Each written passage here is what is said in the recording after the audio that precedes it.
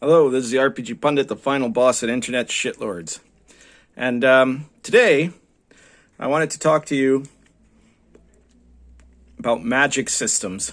And talking about what I think is, what should be considered the second magic system of the OSR, and in my opinion, the better one. But of course, for most people, it will be the backup one, I guess, or the alternative version of the magic system of the OSR.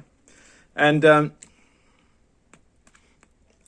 most popular, the basic magic system of the OSR is the magic system of the original Dungeons & Dragons, and which is still basically the same magic system all editions of Dungeons & Dragons, all real editions of Dungeons & Dragons have used, right? Which is that wizards and clerics memorize spells. They learn spells per day of different levels, and can hold those spells in their memory for the course of the day. If they cast them, they forget them, and then they can't use them anymore. And it's a bit of a weird system when you think about it, right? And of course, there are some people, some of the retrograde OSR people that want you to believe that this was carefully thought out and cleverly organized by Gary Gygax or something like that. It wasn't. It was that Gary Gygax really liked the Dying Earth novels, and he came up with a quick, functional system of magic that wouldn't require the use of mana points or spell points, that was based sort of on the excuse of the idea, because in the Dying Earth you have to like memorize spells and create them the right way. And so that's the only reason that's the magic system that's used. Now, is it a good magic system? I mean, it is. It's good in many respects, because D&D in its old school version especially is a resource management game. And this changes being a wizard or being a cleric even into a resource manage sort of scenario. But, it also, it has the advantage of wizards having a certain amount of certainty. It means they can also learn a lot of spells, but will only cast as many as they can memorize in a day. It means they have to like choose in advance what they're going to try to learn. So there's lots of good elements to it, but it has some disadvantages also, which is mainly that it first of all, it makes magic reliable. Right, you know what spells you have memorized. You know that if you cast them, they're going to work, and that's it. Right. In most contexts of myth, and certainly from the point of view of history, magic is not reliable. It's so unreliable, in fact, that it's not basically repeatable, and therefore not considered real in our modern society. Right. It depends on. You could, if you wanted to have a magic system that felt more like what we see from real history and real stories and real myths and real legends, you need to have a magic system that is based either on, in the case of clerical magic, it should be based on a person's faith, and God will answer them or not, depending on, different circumstances, because sometimes God answers miracles and sometimes he don't, right? And in case of arcane magic, it needs to be based on a wizard doing an intricate ritual or some kind of intricate procedure, or having to build up some kind of focus of his will, which can or cannot succeed, and this is not what you see in Vancian, in the pseudo Vancian magic system. It isn't even, D&D's magic system doesn't even look a lot like Vance, because in the Dying Earth, you had magic that was actually very unreliable, So I think in response to all this, you had, there's been an emerging magic system that started with Dungeon Crawl Classics, which was the idea, because, people always try to have like spell points, but that doesn't solve anything. That just makes it worse. That just turns every wizard into an accountant, right? But when you have a spell point system, like it really, it just shifts aside the problem, while also in a way making wizards more versatile rather than less, and so that makes it in some ways unbalancing to the other classes. Now, in a spell check system, which is what DCC did, and which other systems have then come up with, and most particularly my systems come up with that, right? You roll a check against the difficulty to succeed in casting the spell as a ritual. And that works really well for Dungeon Crawl Classics. It emulates a lot of sword and sorcery magic, including Dying Earth, better than the memorization system of typical D&D emulates Dying Earth. And it, and other fantasy novels and so on and so forth, right? And of course, the check is modified by one's level, so the more powerful a wizard, the more reliable he gets at being able to cast magic. And it's especially good for sort of the medieval authentic magic you see in Lion and Dragon, or the modern occult magic of Invisible College, because those are largely based on the practice of rituals. And now this is where D&D, the regular magic system, totally falls down, because if there's one thing you don't want is to have a ritual that has no chance of failure, right? Like the whole point of the ritual magic, just from a dramatic perspective, but also from the point of view of a realistic perspective, right? It means that performing magic as a ritual and a ceremony, it should be something that has a chance of working or not, because you're either summoning a spirit or trying to make some elemental change or whatever. And, it requires the focus and the will and the attention of the people involved. So for ritual magic, having a spell check type roll is especially good. And all of my games have that. Even Star Adventure has that for the psychic powers. The basic mechanic is that you roll a d20, you add your ability score modifier, which is typically intelligence, but isn't always, because in some types of magic might be more focused on wisdom or on charisma or something like that.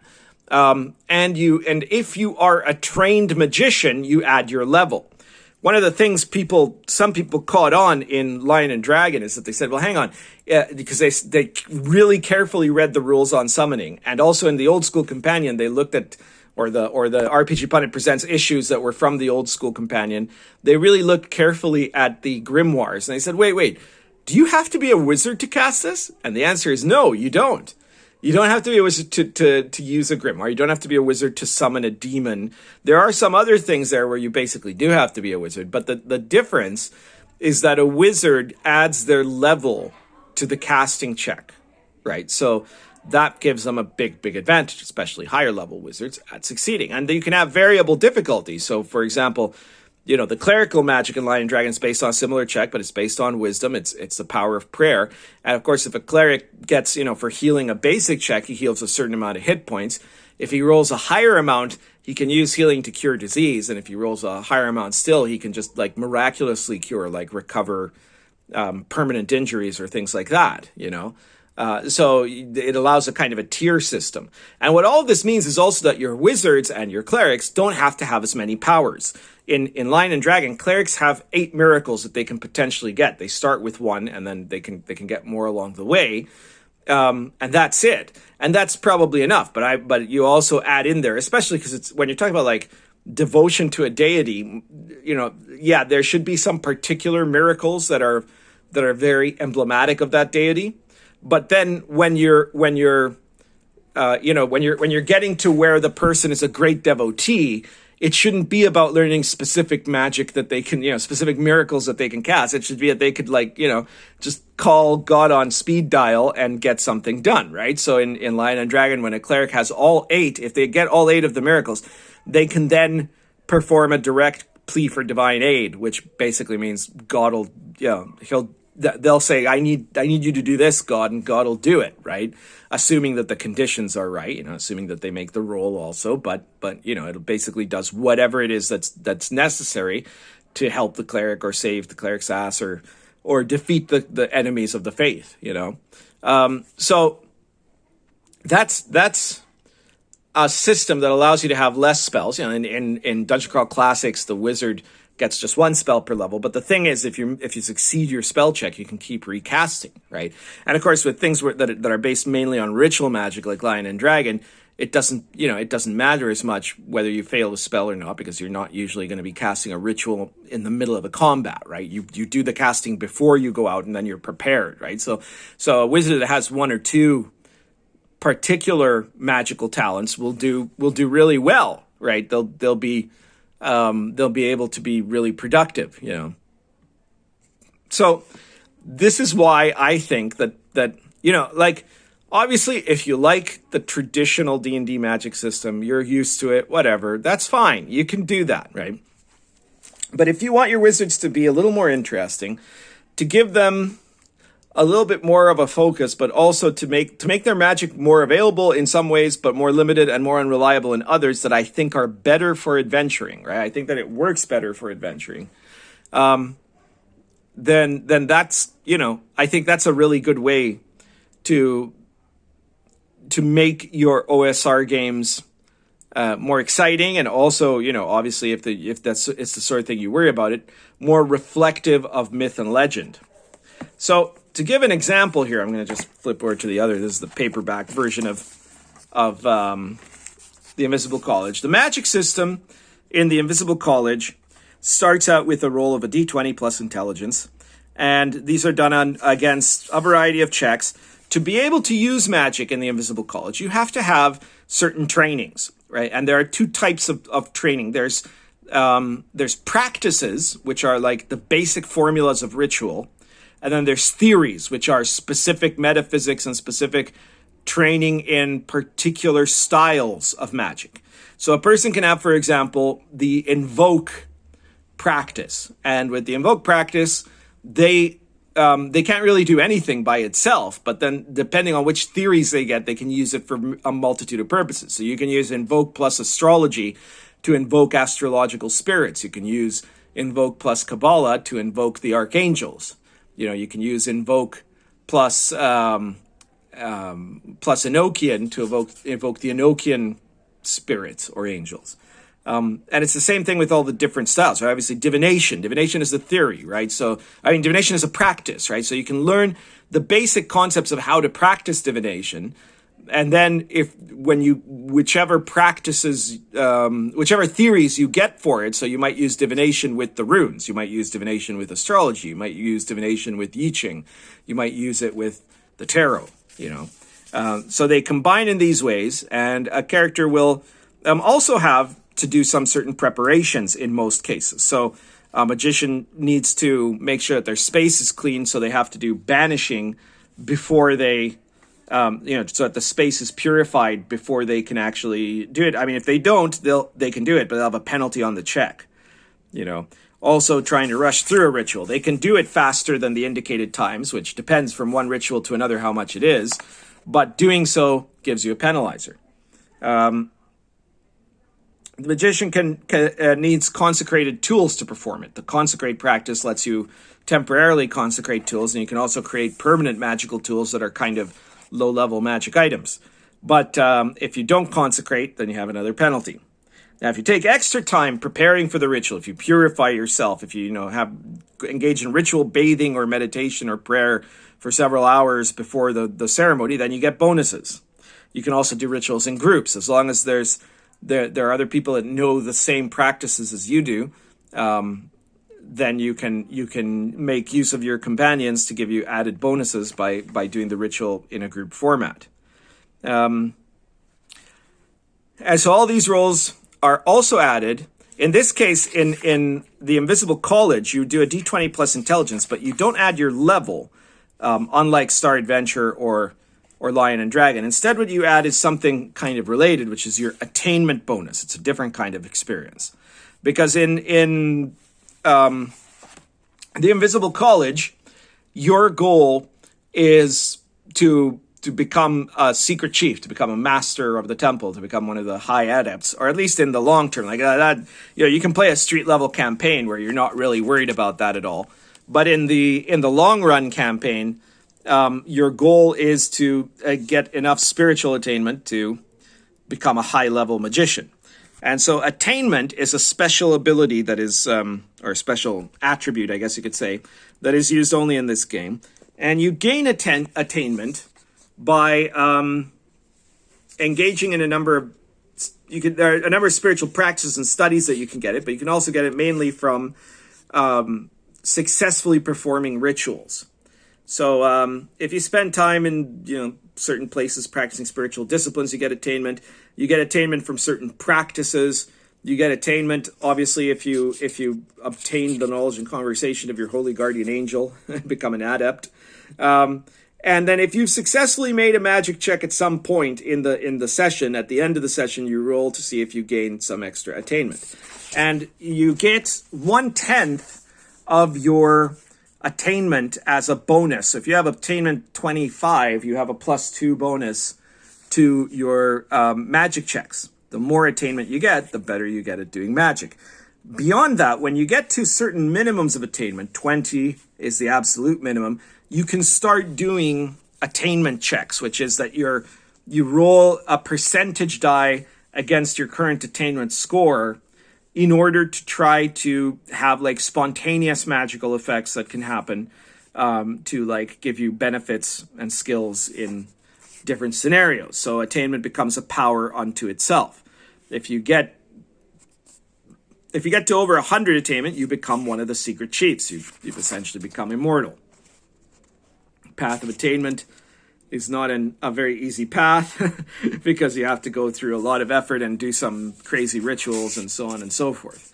So anyways, the magic system, it combines these theories and practices, and most of the magic in the Invisible College is done via rituals, right? There's very, very few types of magic, except some of the special techniques, which you can do like in the middle of the action. But instead, what you have to do is you prepare yourself, right? If you know you're going into an adventure, you can prepare sigils or talismans, do rituals, invocations, evocations. If you're stuck in a situation, you don't know how to investigate, you can perform divination.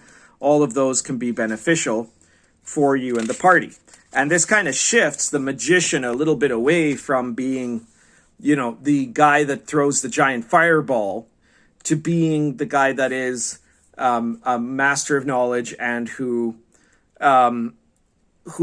job it is actually to do the interesting stuff in between the big combat events, which is not to say that he can't also do some of the combat stuff, right? Like there's certainly magic that can be used to create all kinds of challenges. But it makes it that, one of the things that can become a problem is this, the situation in D&D of what they call, I think, the arithmetic warrior and how is it? The exponential wizard, right? So the warrior's power steadily grows. The wizard multiplies how much power he has as he goes up in level. And so eventually you've got wizards overshadowing the fighters. And that's not good. And you can say, well, yeah, but wizards will run out of spells. But in a lot of D&D parties, when the wizard runs out of spells, that's when you guys take a break for the night, right? Everybody says, even if it's only been like 2 hours of exploration, the wizard's out of spell, okay, let's rest. Everybody rest. And then the wizard gets his spells back, right? So I think that in having systems where wizards can do lots of interesting things, but end up not being the ones that hog the combat situation. Of course, in Invisible College, it's a special case because the magicians of the Invisible College are also kind of like trained agents. So a lot of them have a lot of combat abilities. It's not like in, Lion and Dragon, where the Magister is basically like a medieval scholar and doesn't have a lot of combat ability at all. But there, the Magister is the guy that is going to, it's quite possible if there's no clerics or nobles in the party that he's basically the leader of the party. And he's also going to be the one that is going to be guiding, the party in all the stuff in between the combat. And in combat itself, unless he's got some of the rare combat magic and risks himself using it, he's not going to be expected to be the guy that blows everything up. He's going to be the guy that is given other people stuff to to help them blow stuff up, or can figure out some magic to avoid having to blow anything up in the first place, to get like around all of that and get them all straight to the big bad or whatever. So this is the magic system that, I think I'm not going to be surprised if more games don't start using this kind of magic system. I mean, my magic system, the DCC magic system, have some differences, obviously, but the idea of this kind of roll against a difficulty system for magical casting is, I think, something that provides you with a totally different range of the kind of games you can make with the OSR. So, what especially wouldn't make any goddamn sense would be to be trying to do like a space opera game where your wizards, be they Jedi or psychic warriors or whatever you want to call it, have like Vancian memorization, or an invisible college game set in the modern world where they have that system of magic. That's just not it. It's not reflective of any genre except D&D itself. So as soon as you want to imitate a different genre, you need to change the magic system. And one of the best, simplest, and most consistently relatable magic systems there are is the roll a d20 versus difficulty system of magic. And I guess that's that's everything for today. If you like this video, please share it. Start arguments about it on the internet. And if you haven't already, please subscribe. Hit the subscribe button. Like this video. Though it feels so much less important now that there are no dislikes. But whatever. Like it anyways, because liking it, gets attention. And if you want to support me, well, you can feel free to pick up my products like Lion and Dragon, Star Adventure, The Invisible College, which is, as you see, available on paperback or hardcover from drive-thru or Amazon.com. And it's a great game. I'll be talking more about the specific forms of magic in The Invisible College in future videos. Or the RPG Pundit Presents series, or the World of the Last Sun, or the Old School Companion, or Cults of Chaos, or Dark Albion. I've got so many books now I can't list them all, right?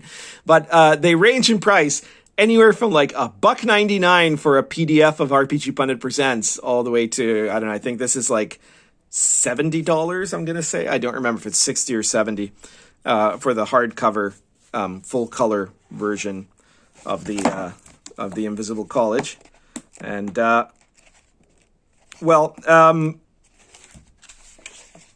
I think that, if you, whatever you could afford, feel free to get it, and whatever it is that you get in any part of that, I stand by all my products. So, you're going to get something that you might do it because you want to support me and, my fights with the SJWs and whatnot, but you are also getting something in return. You're getting something that you can use. You're getting something else, whether you use it exactly as is or whether you mine it for ideas, for stuff that you can use in your games. And I'm sure you're going to find something out of my, whatever, 115 products that I've got done so far that you're going to like.